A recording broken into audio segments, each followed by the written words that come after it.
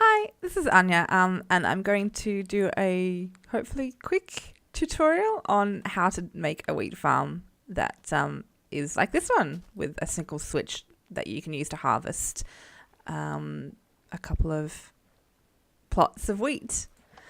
Each plot is 7 by 7, so you have 49 per plot, and 49 wheat on a fully grown plot, I should say. And it's modular. You can extend it as long as you like and as fast sideways as you like, have room for or whatever. So I'll just finish collecting all this and then hop over here and start building again. All right, so I'll start with the plot because that's the easiest. It needs to be 7 by 7 dirt. 3, 4, 5, 6, 7. 1, 2, 3, 4, 5, 6, 7. Okay, so just fill that in. Oops. And the next one needs to be 1 up, and again 7 by 7.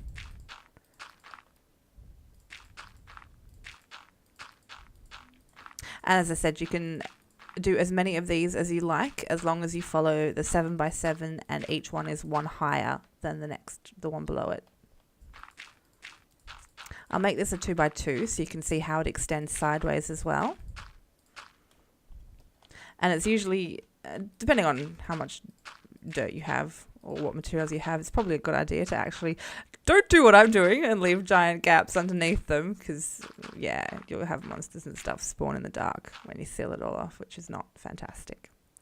Alright, so I'll build another lot of 7 by 7. 1, 2, 3, 4, 5, 6, 7.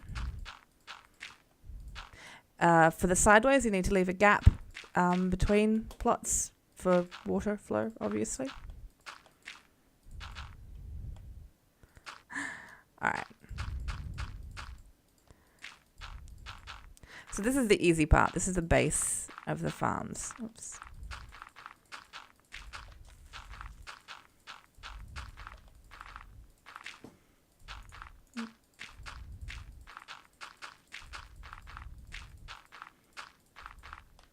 Okay. Where the water goes, it always just has to be 1 below the top, and the row has to be 6, not 7. It has to go down 1 before the end. So 2, 3, 4, 5, 6. This one here needs to go down like that. And at the base where your catchment is, you want it to go 1 in as well. And you'll see why. In the middle here, you need to make a little T. 1, 2, and that one needs a gap there. 1, 2, 3, 4, 5, 6. Actually, I think these ones can be 7. So that's not a big drama, I think. Yeah, as long as you always leave an extra space here, as long as it goes down 1 before the end of each plot. So let's do the same over here. Whoops. 1. Leave that one and build it there. Okay. So I'll switch to using wood for the outside framework so it doesn't get in the way. This one pretty much mimics the length. So 7, and then 1, 2, 3, 4, 5, 6, 7, 8, 9. Okay. So that's your basic farm plots. Now we get to start work on the mechanism. So the mechanism, you need to fill in a row at the back here and then make it 1 higher than the dirt. And it has to be 1 higher so that the water flows far enough down each plot, or the first plot.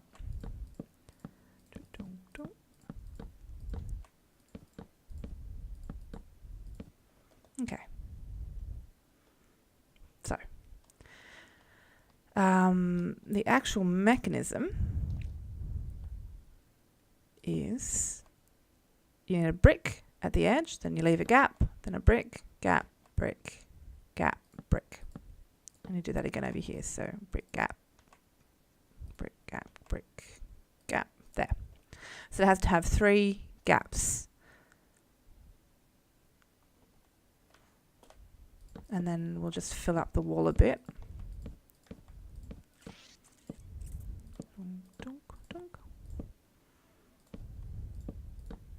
Okay.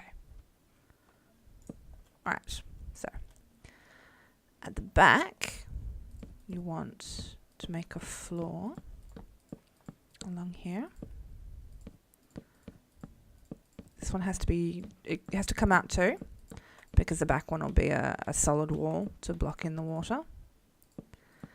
Alright, so put a brick at the side of each edge. So you see that matches this edge here. Dunk, dunk. And just fill that in.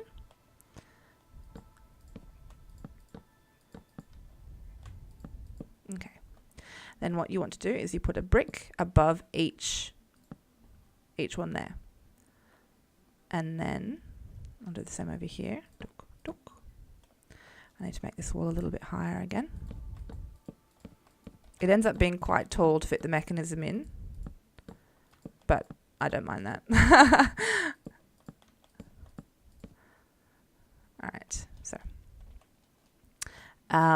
then you leave this next row empty and you put another block there. So you've got 3 at the bottom there and then 1 at the top. And then you sort of brick it all in. Oops. Oh, wait, I did that wrong, didn't I? Oh, yep, I placed that in the wrong spot. There we go. It goes in the middle, above that middle gap, 2 above it. So I'll do the same over here. There's a middle gap, and then 1, 2, and place it above it. Okay. And then you can put a brick here and a brick there. Because basically the water is going to go in here and you want it to flow down those bits there. And then it'll hit that and flow down into those gaps there as well. There's probably a more efficient way of doing it, but this is how I build it. Alright, so once you've got the innards done, you just build the back wall to keep the water in place, obviously. Alright, now on top of this block here, you need to put, well, not on top of it, but on the one facing in, you need to put a piston placed like that. And again over here. So that when they're turned on, the piston goes over that block and blocks in the water, which I'll place next. So now you make a little, you block that in, and then you make a little container for a single block of water, because that's all you need. So there you go. And I'll just place some water. Oh, at the moment, since the piston's not turned on, that's just going to flow down. And I haven't put the pathways in, so at the moment it's just flowing into the middle. So I should probably actually not put the water in there just yet. Right, so grabbing water. But that's basically how it'll work. So I'll do the same over here. I'll just finish that little spot. Alright, so you end up with 2 little things like this. Now you'll also need to have a little path back here. Oh, whoops, sorry, not down there. Covering the piston, because your redstone will go on top of that. So I'll just pop that across there. And I'll put some redstone down.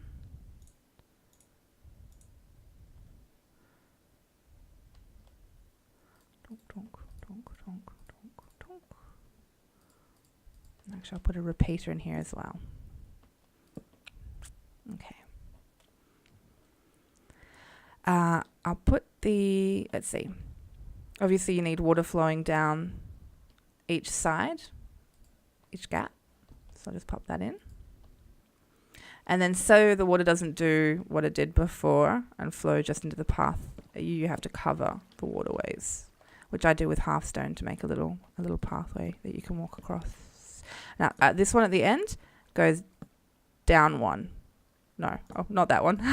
Sorry, this one here at the end goes down one. There you go. And then again here goes down another one. So you make a little step. You want that gap there so the water keeps flowing, but so you also go down and trap any other water from getting in the way. So there you go. That was an excellent explanation. All right, so you bring that pathway all the way to the end, then drop it by one, and then drop it by one again. There we go. So that's the water that you need for the wheat pathway is actually covered. And then it's just a case of extending the redstone. Oops. Now, you just want to build a little sort of stairway down that you can place the redstone on. So 2, 3. Actually, I'll put a repeater here as well. Better to have more repeaters than not enough. So just connect the redstone down to wherever you want the lever. And remember, you can't place redstone on a half stone, so this entire pathway has to be full blocks. Alright, so I'll pop a lever at the end here. And turn that on. And I'll need to put a repeater, probably. I'll put one here. There's probably better placement for the repeaters, and you'll be able to figure that out easily enough. But okay, so you see both pistons are turned on. So now I can pop the water in there, and the pistons will hold the water up and out of the way. And then when I go down here and flip the lever, eventually, voila, the water comes down. Now some of the wheat will get trapped below the little half slab piles. That's it's probably avoidable, but not enough gets trapped to bother me, so I don't usually worry about it. And it does take a little while for everything to flow down, but once it's done, just turn it back on and the water will stop. And voila, that's how you make that particular wheat farm.